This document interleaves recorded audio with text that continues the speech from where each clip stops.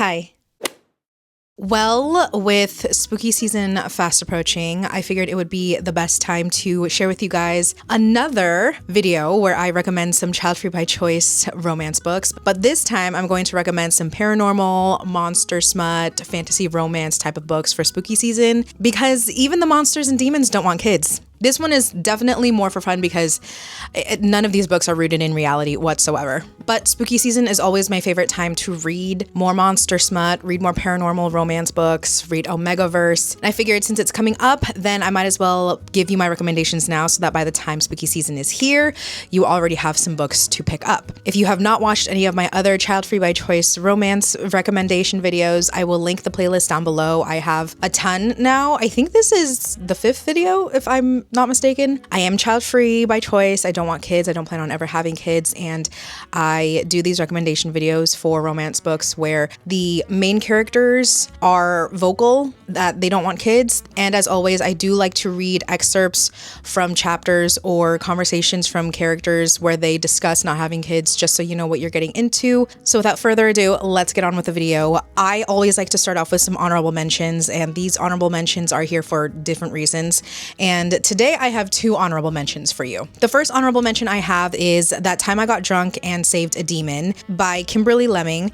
And the reason why this is an honorable mention is because I DNF'd this book.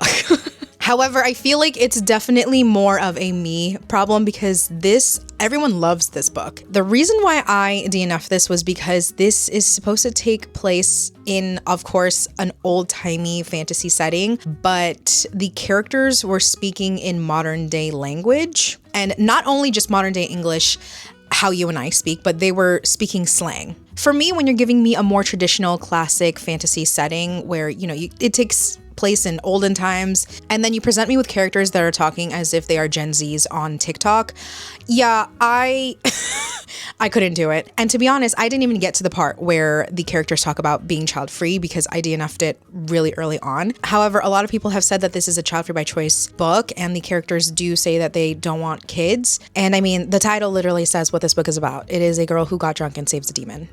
I still think that, if you can get past the language that the characters use in this book, you might still have a good time. I personally, for me, couldn't, but if that's something that doesn't really bother you, a lot of people really did enjoy this book. It's very tongue-in-cheek, it's very witty, it's very funny. Definitely more of a cozy fantasy vibe than it is, high stakes, all that. And it does end up being child-free. So if any of that interests you, I still recommend you guys give it a try for yourself to see if you enjoy it. Again, I heard it's really fun and a lighthearted time. So yeah, that is my first honorable mention, That Time I Got Drunk and Saved a Demon. My next and last honorable mention, stick with me here, okay?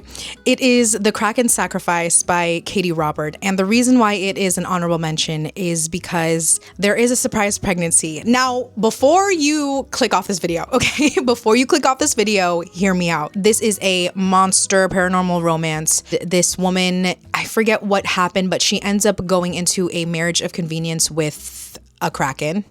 Obviously. And there's a deal where she's only supposed to be with him for 7 years, and then the deal's over and she can go back to her own life. This is a very short book. It's under 200 pages, so you can get through it fairly quickly. The reason why it's an honorable mention, one, is because this wasn't my favorite monster smut book. It was really just all smut, which of course it's a monster smut book, but you can't have a monster smut book and still have a plot. You know what I mean? This one hardly had a plot. A lot of fun, spicy scenes, though. There was some tentacle play. Okay, love that. But yeah, she does...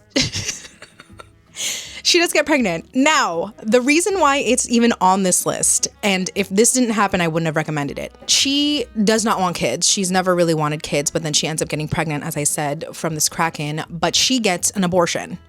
Yeah, she does. Regardless of the fact that I didn't really enjoy much else of the book, I did appreciate the fact that she got an abortion because I can't tell you how many books I've read where the main character does not want kids, very adamant, tells everyone I don't want kids, somehow gets pregnant, except I don't understand that because if you don't want kids and you don't, you will take every step to prevent you from having kids. Anyway, I can't tell you how many times where the main character will accidentally get pregnant, surprise pregnancy, and they end up keeping the baby. And I'm like, if you don't want kids, you can get rid of it. You don't have to go through with it, especially if you don't want it. And so even though this wasn't the best monster smut I've ever read in my life, I did appreciate that representation of a character who didn't want kids, falls pregnant, and actually gets an abortion, because that hardly ever happens. And in other books where I've read characters who have gotten pregnant and gotten abortions, it's always mentioned that they've done it in the past. It's never part of the actual plot. We never actually see that happen. And in this, we do. And you know what? I have to give credit where credit is due, because I appreciate that representation, regardless of the fact that she got pregnant by a kraken in the book. So, I mean, I'm gonna take that as a win. I'm gonna take that as a win. That's that. That is the Kraken sacrifice. Okay, now that we've gotten the honorable mentions out of the way, let's get to my recommendations. The first recommendation I have for you is Bad Alpha by Catherine Moon. This is in Omegaverse. Our main character is Eve, and she is an alpha. She's a badass. She's iconic. She is a killer. She's a con woman, and we love to fucking see it, okay? She is on a mission. She has a mark, and his name is Adam. She is tasked with killing him, and then she ends up biting him, which obviously bonds her to him. But neither of them are interested in having a pack. Adam is an Omega, and he kind of just wanted out of the life that he was living, and he needed a way out. He saw Eve as his way out, even though he didn't know that she was there to kill him. Now, you know, Eve doesn't end up killing Adam, which was her mission, and he is also in some trouble. Now that they are bonded and she didn't go through with the mission, people are hunting for her. And along the way, they do end up finding a pack, obviously. And it's Eve with these 4 hot men.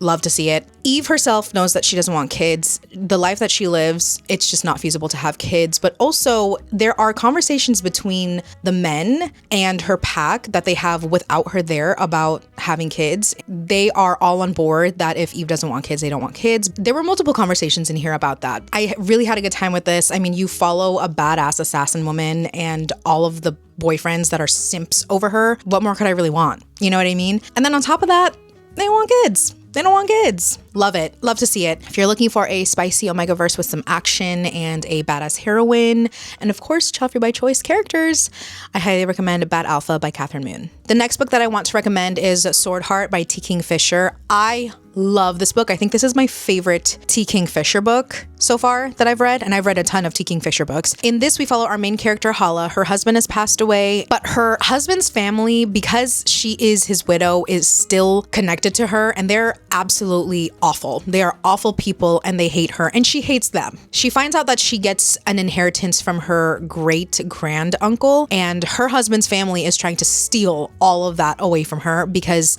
now that she is not tied or connected or has a man, they think that because she was married to her husband, and that's really the only family she has left, that they're entitled to some of that as well. She is, I believe, in her late husband's house. Again, his family is there, and she's hiding from one of his relatives and ends up in one of the rooms where there's a sword underneath a bed. She picks up that sword, that takes it out of its sheath to protect herself. But when she does, there is a man that comes out of the sword. The man is Sarkis, who is an immortal warrior whose soul is tied to that sword because of some curse. And now because she has unleashed him, he's bound to protect her. She takes him along to get her inheritance from her great-grand uncle, and her husband's family is obviously like hunting them down because they want to steal it from her, and he protects her. And this is a quest, adventure, fantasy romance. This is definitely more of a slow burn romance, and I really enjoyed it. A lot of T. Kingfisher's fantasy romance books are all slow burn. She likes to take her time with her characters falling for each other, which I love because they form really great friendships and they learn about each other first. I also love that Hala and Sarkis is immortal, but I love that Hala was an older woman. I believe she's in her 30s. She never bore her husband children. She doesn't want any children either. Actually, let me read you some excerpts because it's so funny. The way that she dreads being pregnant and bearing children, same. Absolutely same. Her husband's family wants to marry her off to one of her husband's uncles, older uncles, and his name is Alvar. In her inner monologue, she says, Alvar seems to think we'll have children, which, locked in a room, pregnant, gods above and below, she didn't even dare to think about what else could happen. There were rumored to be drugs that could render someone docile or wipe their mind as clean as new snow, but death was undoubtedly preferable to that. Real. And then she's talking to another one of her husband's relatives, and she says, I didn't want to get pregnant. I don't want children. Not his, not Alvar's, not anybody's. And then there is a scene too where her and Sarkis are getting hot and heavy. And he literally tells her that because of who I am, because of, the fact that I'm an immortal being tied to this sword, I can't bear children. So if you want that, it's not going to happen for us. And she tells him, well, I don't want that. And so we can have a good time and do whatever we want. I really enjoy this. If you're looking for a fun, cozy quest fantasy for spooky season, I highly recommend this. This is so fun. That is Sword Heart. All right, next I have Radiance by Grace Draven. This is another fantasy romance. In this, we follow Brishan, who is a prince to the kingdom of Kai. He is sort of the spare heir, and he ends up in an arranged marriage with a princess from the human kingdom, and her name is Ildiko. This is actually really funny because the two of them, they're obviously, look at them, they're different species. So one is human, one is not. And the two of them find each other absolutely horrific. He literally, the both of them think each other's so ugly. A lot of the features that Brishan thinks is beautiful, he finds in his own species that he doesn't find in human species. And same with Ildiko. She thinks he's actually abhorrent. It does not find him attractive at all. The two of them, again, think each other is very ugly. In the beginning, when they get married and it's time for them to consummate the marriage, they are horrified with the fact that they have to sleep with each other. They have a conversation while they're literally in bed on their wedding night. Ildiko asks Brishan, is it even necessary for us to do this? Because I can't bear your children anyway. We are different species. And because Brishan is technically the spare heir, his older brother who's going to inherit the throne already has kids. So he already has nieces and nephews. And she points that out. Like, don't you have nieces and nephews who can, continue on the bloodline and the ones who can inherit the throne? And he goes, yeah, actually I do. I have a litter of them. So we don't have to do this. And they don't end up sleeping together on the first night. And she is so grateful. He's happy that neither of them have to do anything. But of course, the more that they spend time with each other over the course of this book, they form a connection and a bond, and they do end up falling in love with each other. And it really is unconditional love because there was no attraction between the two of them at all in the beginning.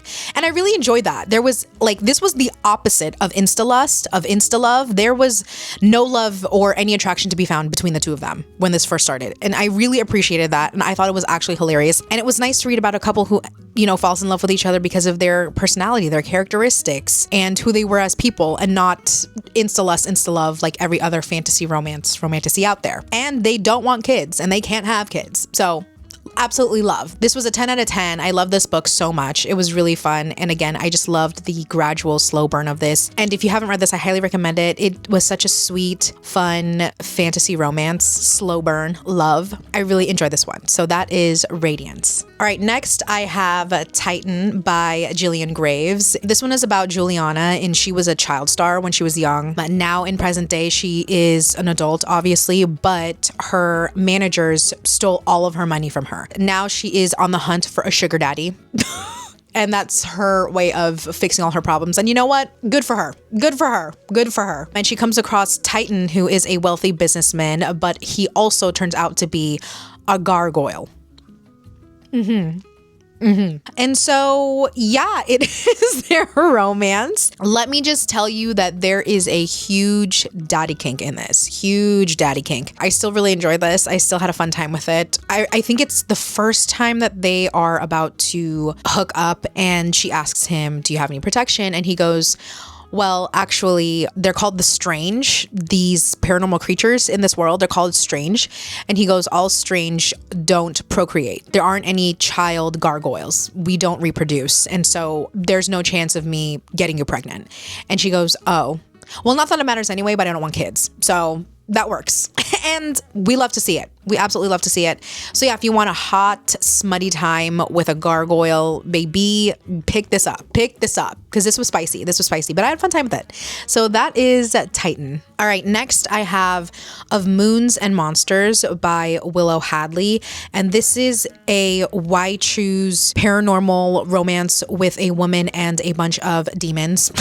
In this book, we follow our main character, Isla. She and her best friend are going to a ball in the beginning of this book. Her best friend, Alistair, is trying to make his ex-boyfriend jealous, and his ex-boyfriend happens to be a vampire and also a villain. And because of a situation that has to do with Alistair's vampire ex-boyfriend, Isla ends up getting kidnapped and then sold on the supernatural black market. She's human, so she has like no way to escape this. But she ends up getting bought by a demon from a realm called Bria, which is a completely different world, completely different realm, and no one there speaks English. None of them speak her language. She doesn't speak theirs. So when she gets brought to this realm by this demon, she has no idea where she is, what's going on, what's going to happen to her, and she can't communicate with the person who bought her. And it turns out that this demon also has 3 other brothers. And then all of them get to the house where she's taken to, and she's like, uh-oh, what the fuck? But actually, the way that they cater to her and the way that they try to communicate with her through actions and, signals, it's actually really endearing. They're all really sweet towards her. Some of them are a bit hesitant to let her in, but the way that they were all so sweet and tender to her, especially because, they're all huge demons and she's such a small, tiny, petite little human. They knew that she was really scared of them. And so they tried to be very tender and gentle and sweet with her. And I thought it was really actually sweet and endearing the way that they treated her. They're not really demons. They're more like warriors, right? They're all guardians of this Bria realm. And so their job is to protect the realm from, outside forces. And I mean, these 4 men were obsessed with her. Obsessed. And I love to see it. Now, there are certain scenes spread throughout this book where it's obvious that Isla is not a fan of kids. And not just the fact that she doesn't want kids. She's also she just doesn't like kids either. Like there's this scene where they're all hanging out with the guys as friends, and one of the kids climbs into Isla's lap and decides to sit there and like play with her. She goes, I pat the kid's back awkwardly as he settles in my lap, and I try to smile when he starts blabbering on in their language that I don't understand. Naren keeps looking at me and trying to talk to me, and he's seriously an adorable kid, but I just really don't like kids and never have. They're loud and fussy and usually smell weird. It doesn't help that I spent so many years in foster care with Alistair, suckered into babysitting tons of younger children, and being around kids now always makes me dredge up uncomfortable memories. So she really just is not a fan of kids in general. And similar to all of the other paranormal romances that I've mentioned, because they are different species, they can't bear children together. It's not going to happen for them. And Isla doesn't want them anyway. Really fun if you want a paranormal, spicy time with these men who are literally obsessed with her. I highly recommend this. I really enjoyed this one. So that was Of Moons and Monsters. All right, next we have The Heat of Us by Eliana Lee. This is another Omegaverse book that I read earlier this year, actually, and I absolutely loved it. This was super dramatic, super emotional, very angsty, and I love that shit. In this, we follow Hazel, who is an Omega fans creator.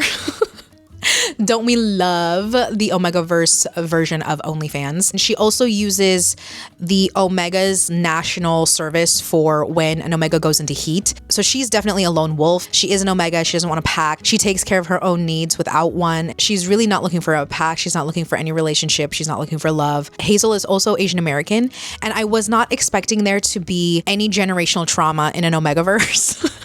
But alas, there was, and it made me tear up because actually it was really real and raw, what she goes through with her parents who don't approve of her and what she does, and parents that have high expectations and you just feel like a disappointment all the time. Wow. I was not expecting that to be a subplot in this Omegaverse book, but it was, and it really hit home for me. It really did. The pack that she does end up forming, because of course she does, they are all very supportive of her. And the thing is, the 3 of them are also going through their own individual stories, and they have their own issues and trauma that they're dealing with, which I really loved because I felt like all of the characters were very well developed, and they all had things that they needed to work on individually outside of their pack, outside of their relationship. The way that all of them helped and supported each other was really sweet, especially because there were 2 specific alphas in her pack that did not get along and wanted to be the only sole alpha, but they both kind of learned to put their ego aside and get along and form a bond together. I loved their interactions with each other. There was a lot of banter and some funny moments between them, regardless of how heavy and dense this could get at times because of what all of the characters were going through. I loved. This was so fucking good. I was not expecting to fall in love with this Omegaverse the way that I did. It is quite long, but I feel like it was worth it. Again, I felt like the characters ended up being really well developed, and you get an emotional story along with it, with the hot smutty scenes on top of that. Yeah, I just really love this. I think I rated it 5 stars. This was so fucking good. So fucking good. And it is mentioned in the epilogue that Hazel and the guys did have a conversation about having kids, and they knew that it wasn't going to be something that they wanted. It wasn't going to be for them. And so they end up not having kids, and they live happily ever after all together. So yeah, I really highly enjoy this. If you're looking for an Omegaverse this spooky season, please pick this one up. It was so fucking good. I absolutely love this. So that was The Heat of Us. The last book that I have to recommend to you guys today is Sweet Vengeance by Viono Oniomo. It's very short, very spicy, and still a really good time. I highly enjoyed this. This one is about Joy, who wants revenge on a man who assaulted her. Yes, we absolutely stand for that. We support women's rights as much as we support women's wrongs. And absolutely, as she fucking should. Get revenge on that man, babe. Get revenge. The way that she decides to get revenge is by summoning a demon and making that man's life a living fucking hell. And again, as she should. As she should. Good for her. What she doesn't expect to do is fall in love with this demon. His name is Malachi. He's big, broody, protective, and we love to see it. Yeah, we do. Because of what Joy has gone through, please check your trigger warnings for this because it's pretty dark what she goes through. But he definitely helps her through that, and he helps her heal emotionally as well and mentally, not just physically. Although he does, backs were broken. Yeah. I really also loved what Joy kind of says about not wanting kids. So in the end, once they're together, she says, marriage and kids and the whole shebang wasn't something she'd ever been interested in. But lifelong companionship, now that she had to admit, sounded pretty fucking good. And honestly, that's all there is to it. That's all you really need. No marriage, no kids, but lifelong companionship, lifelong commitment. Yes. And to a demon like this, yeah. This, again, very short, fun, spicy time. Really enjoyed this. That is Sweet Vengeance. Okay, those are all of the child-free by choice paranormal spooky season romance books that I have for you guys today. Regardless of the subgenre, baby, I'm gonna find a child-free by choice book. You know what I mean? Like, I'm going to make it my mission to find one. These were just some fun recs I had for you guys for spooky season. I'm so fucking excited that fall is approaching. It is my favorite season. I can't wait. If you have any more paranormal or monster smut, romantasy, fantasy romance, child free by choice recommendations, leave them below because now that cozy spooky season is coming up, I'm ready to dive into all those books. That's all I have for you guys today. Thank you guys so much for watching. I hope you enjoyed this video and I'll see you in the next one. Bye.